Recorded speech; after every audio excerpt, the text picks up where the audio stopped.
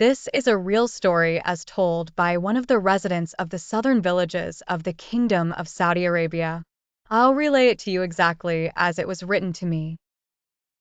My story, once completed, with its bizarre and strange chapters, will amaze some and frighten others. My confidence that it will be of interest to anyone who reads it lies in its authenticity. I swear by God that it happened with all its details, strangeness, and intricacies.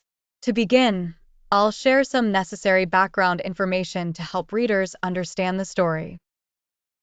I was born in 1974 in a village located about 40 kilometers from Aba in the southern region of Saudi Arabia.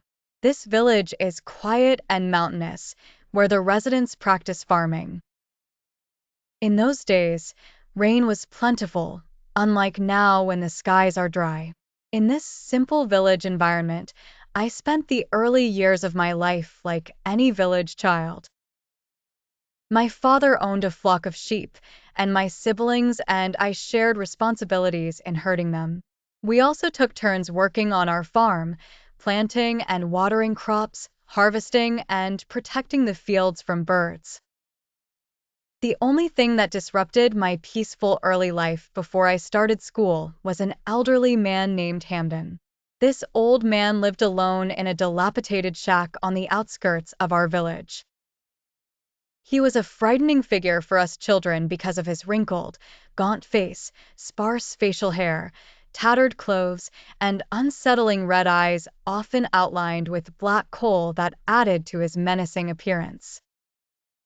In our small village community, everyone prayed together in the mosque and attended village events, whether they were celebrations or funerals, except for this mysterious old man Hamdan. He didn't pray in the mosque and didn't participate in any village events. Despite neglecting community duties, everyone in the village feared him, and none of us children understood why.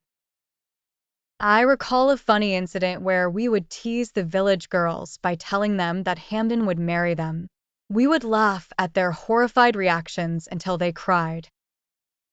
But when Hamdan appeared from afar, our laughter turned to screams of fear, and we would run home.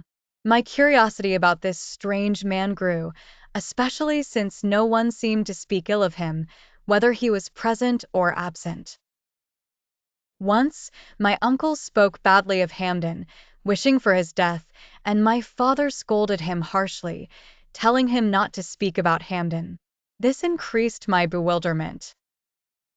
Why were my father and everyone else afraid of Hamdan? Although nobody liked him, outsiders often came asking about him.